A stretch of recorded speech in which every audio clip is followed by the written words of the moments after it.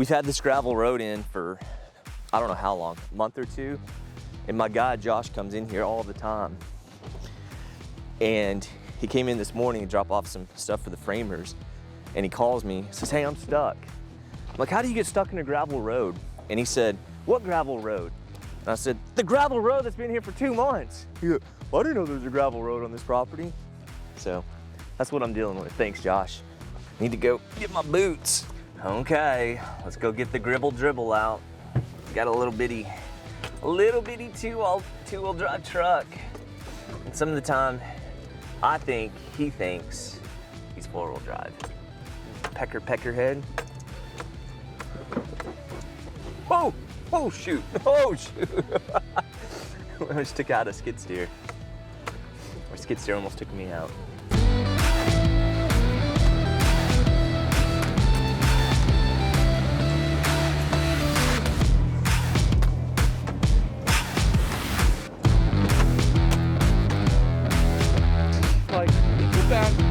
Continues to impress me.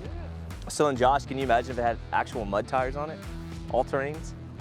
Like, that's better than either of the trucks we had. Man, I don't know. That was pretty easy pulling. I mean, look what I'm pulling. I was in park and you were dragging me.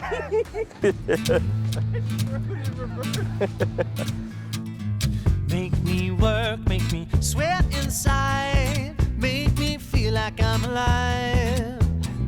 Take this hurt, lady, throw it in my face. Don't let these bones slow you down. 'Cause I'm coming on strong. Grass should have looked greener. I need a true believer in disguise. Right in front of us where that truck's at, where we just drove through, we're gonna continue the gravel road. And in front of those last 3 cabins, we'll do parking places for 2 people on each unit. So we're calling this almost 6 parking places, and then we'll have like another 6 over there. So 6 times 2 is 12. We're gonna ideally allow 2 parking spots for each cabin. So we'll see how that goes. Okay, let's go talk to some framers. Been waiting on windows, 10 weeks. That's why I called you like, I don't know, 7, 8 weeks ago. You're like, okay, tell me when you're ready. And then the window people told me they were gonna be here beginning of next week, hopefully. But yeah, I'll be here for a while just to make sure everything's good. But yeah, these fir beams right here, they're gonna go out here. And then the 4 LVLs will go on top of that. The weather looks pretty bad, but it's really not too bad out right now. We had a lot of rain, not a lot of rain yesterday, but just non-stop sprinkling, so it's kind of messy. But yeah, got out here this morning, met the framers, got everything lined up. They just got started about an hour ago, and we're fixing to pop up the first wall, the back wall, and then the wall you see right here. This is our front wall. It's a 12-footer, so they're working on that right now. So we should get a lot of the framing up today here on the first unit. First one's gonna be the slowest just because I'm talking with the framer and lining out all the little details. I wanna make sure we're on the same page. But once this one gets knocked out, the next 5 should go pretty quick. You guys let me know what you think. Leave some comments down below. Please subscribe and hit that like button.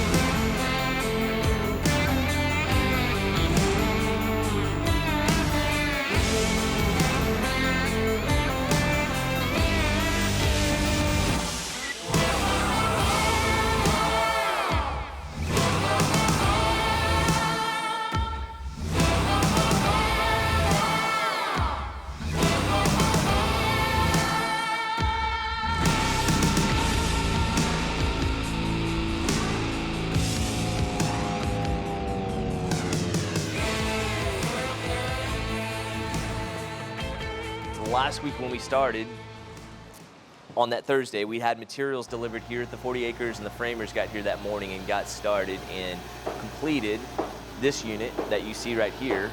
Pretty much got all this framed up on Thursday, and on Friday they finished putting up all the OSB, this zip system sheeting. We got all this up, and they had already had the I-joists up that Thursday, but they got these big 8x12 beams in right here. And if you look up above, you can see my 4 LVLs up there. We, again, had sent this off to an engineer through our Main Street Lumber company, and this is what they said they'd like to see. That 2x6 you see right there, it'll actually end up disappearing. I think they're just have that there right now just to, as they're up on the roof bouncing. It just creates a little bit of extra support, but that's more just temporary right now, so that'll be gone. We're holding all the weight on these 2 posts, these 8x12 firs, and this wall is holding up the I-joists too, so it's load bearing. We got our 2 LVLs here, but I think the engineer designed it for this whole span of the I-joist to be helped off the 8-foot wall all the way up to there. Kind of a neat detail that I don't know if I've seen done, but if you look right here, this is a 2x6 wall. So typically what I see a lot of builders do is they'll take 3 of these 2x12s and they'll put in a 1/2-inch OSB, 2x12 1/2-inch OSB, and that's gonna be the same width of your normal 2x6 wall. Well, from my perspective, lumber doesn't have like a great R value. That's what a number we look at when we look at insulation.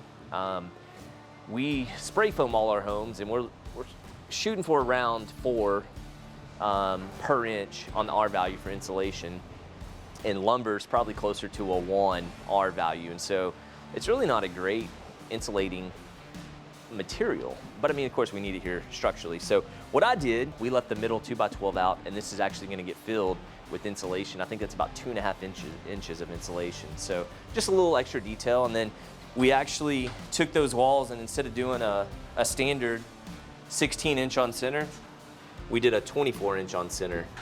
So again, it's not quite 50% less lumber, but if you're just looking at my studs, my sticks, yeah, it's close to 50% less lumber.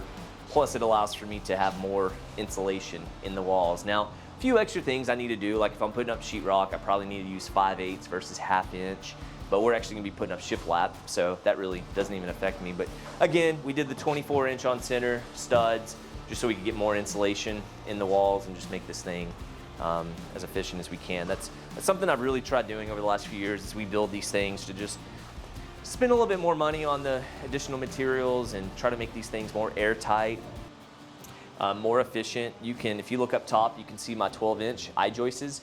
I would imagine most people would come in here and spray foam this and only fill in about 5-6 inches. We're actually gonna fill in that whole cavity of 11-12 inches of insulation, and so that's gonna give us, that's gonna give us over an R40 value in the ceiling, and in the walls we'll probably be about R20 in the walls. And so again, I'm trying to make this thing super efficient. We're gonna be running the whole thing on 1 mini split. I think we're gonna be using a 9K mini split. That's just a little shy of a 1 ton, which is really small. I'm looking at 2 systems right now, and we'll give you guys some more details on this, but the 2 systems I'm looking at are a 38 sear and a 42 sear, which is unheard of. And from my opinion, my perspective, a normal home, when you have like a central heat and air, I think the code minimum is like a 14 sear, I believe. I think we do about a 14, 15 sear when we do our normal homes, when you've got your everything ducted and it's a normal, traditional central heat and air system. Whereas these mini splits just get super efficient. I think y'all had seen the video in the tiny home, and that was a 26 sear, which is very, very efficient. The ones I'm looking at for these units are gonna be either the 38 or the 42 sear, but we'll do a separate video on that when those are getting installed. So right now we're all framed up. We are waiting on the windows right now. Those should be coming in later this week, maybe next week. And this place still has to get the siding put on. Once we get the windows in, we'll put the siding on. Of course, the framers are working on the other 5, you'll see here in a second. So we've got some time for the windows to come in without slowing them down. But once we have the siding, windows in, I'll have my electrician come in, I'll have my plumber, and I'll have my HVAC guy, and they'll do all the rough-in stuff. The HVAC guy really doesn't have to do a lot of stuff other than, I think we're gonna have the mini split up here. So he's gonna drill through these 2-bys and shoot out either on that side or this side. I need to decide what side I want the condenser on, but all of that's gonna be internal, built into the walls. So once the electric, plumbing, and mini split stuff's done, we will come in and spray foam all these suckers. Once we're spray foamed, I'll probably get myself and my guys in here, and we're gonna start shiplapping everything so we can just get moving along. So right now they're working on the second unit and they're working on the third unit. That's all the material we have right now is for the first 3 units. I think I'm getting another delivery later today. That'll be for my 4th unit. So, I mean, ideal would be to have all these framed up and have all the sheeting on, have all the roof all decked and everything, and then by the end of this week, then hopefully windows will be in at the end of this week or beginning of next week, and we'll get all this popped in with the doors and the siding. So again, like I said last time, it's been a while since we've had a video out here at our 40 acres. So we had taken some time off while we were waiting on those windows to come in, and hopefully once those come in at the end of this week, beginning of next week, we'll be able to get those installed, get everything sided, and be able to move on. So I appreciate you guys watching these videos. If you got any questions with what I talked about today, or if you want to know anything else, feel free to leave a comment down below, hit the like button, and until next time, peace.